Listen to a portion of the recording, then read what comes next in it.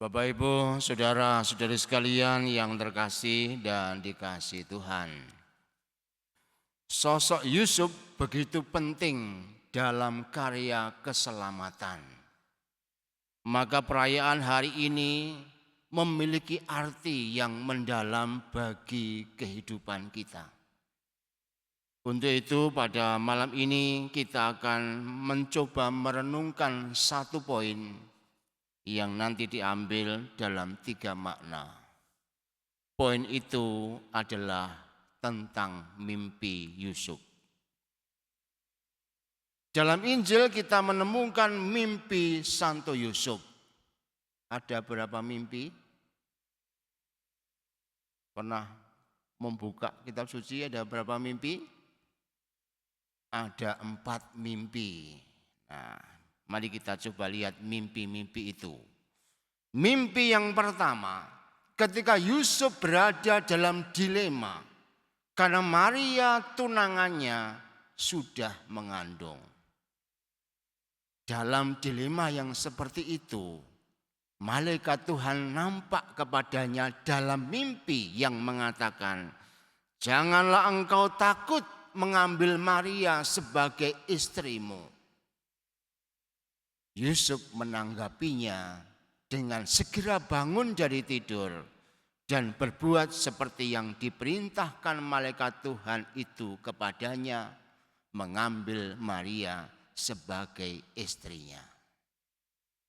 Mimpi yang kedua, saat bayi Yesus diancam akan dibunuh oleh Herodes, maka malaikat datang mengunjungi Santo Yusuf dan berkata, "Bangunlah, ambillah anak itu serta ibunya, larilah ke Mesir dan tinggallah di sana sampai Herodes mati."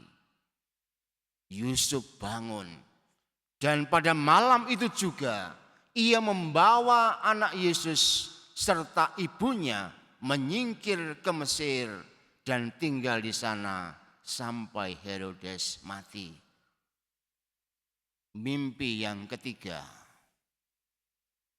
ketika malaikat memberitahukannya kepada Santo Yusuf bahwa Herodes sudah mati dan memerintahkannya untuk kembali ke Israel, ia langsung bangun, diambilnya anak itu dan ibunya dan pergi ke tanah Israel.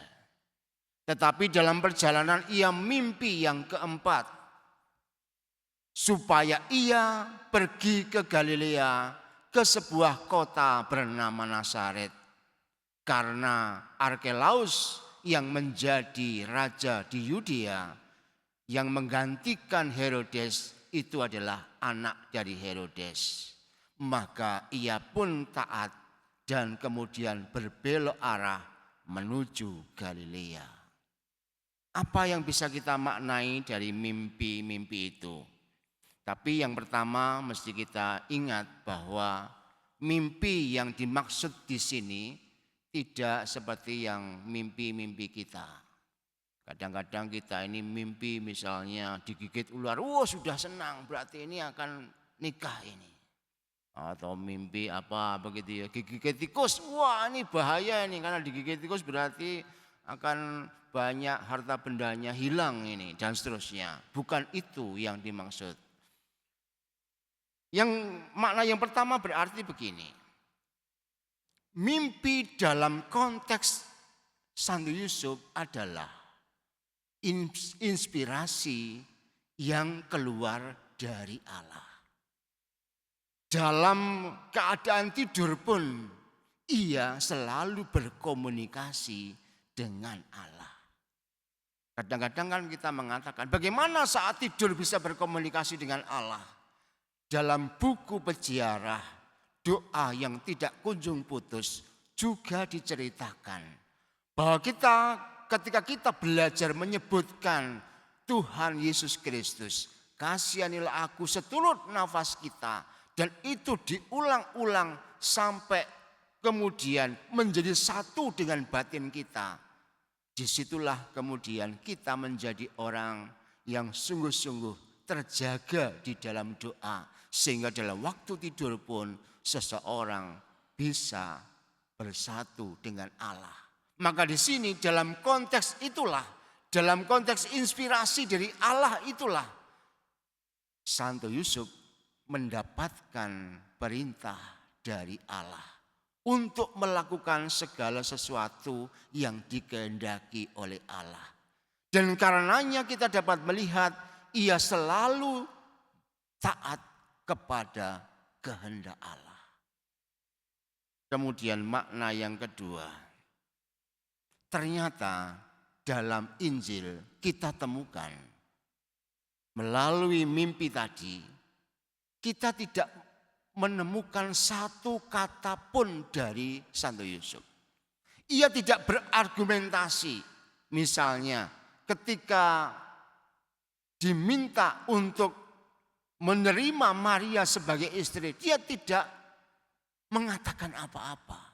Dia tidak protes, bagaimana mau saya menikahi orang yang sudah mengandung dan seterusnya. Ketika disuruh ke Mesir, dia tidak mengatakan argumentasinya. Bagaimana saya bisa hidup di sana? Apa yang harus saya kerjakan dan seterusnya. Ia melakukan dengan segera apa yang dikatakan oleh malaikat itu. Dalam situasi sulit, sewaktu mengalami takut, saat gelap memandang masa depan, Yusuf tetap diam, tetapi melaksanakan kehendak ilahi. Dan itu berarti seluruh hidup Santo Yusuf dipersembahkan hanya kepada Allah. Dan persembahan kepada Allah dengan penuh cinta ini membuatnya senantiasa bahagia di dalam diamnya. Lalu makna yang ketiga, Santo Yusuf meskipun ditulis sedikit dalam kitab suci dan kemudian menghilang setelah Yesus berumur 12 tahun, tetapi ia telah terbukti bisa menjaga keluarga kudus di Nazaret. Dan itu berarti dia juga bisa menjaga gereja, yaitu kita semua. Maka dari pengalaman mimpinya itu, ia senantiasa terus memberikan hidupnya untuk kepentingan anaknya, untuk kepentingan istrinya, untuk kepentingan keluarganya ini.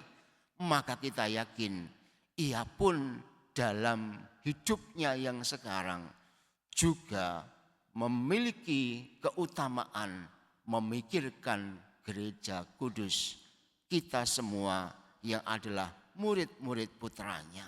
Maka dengan demikian doa kepada Santo Yusuf itu menjadi amat penting karena ia adalah penjaga kehidupan kita. Santa Teresia dari Avila bercerita tentang Santo Yusuf ini. Dia mengatakan, menurut ingatanku tidak pernah permohonan yang hingga kini aku sampaikan kepadanya ditolak. Pengalaman Teresia dari Avila, semua permohonannya melalui Santo Yusuf dikabulkan. Karena ia adalah perantara dan pembela kita.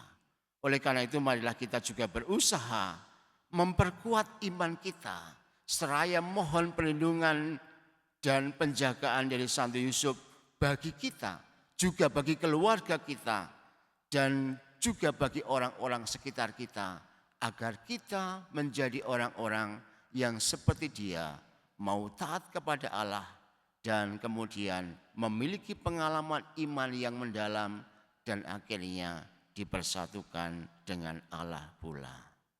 Tuhan memberkati.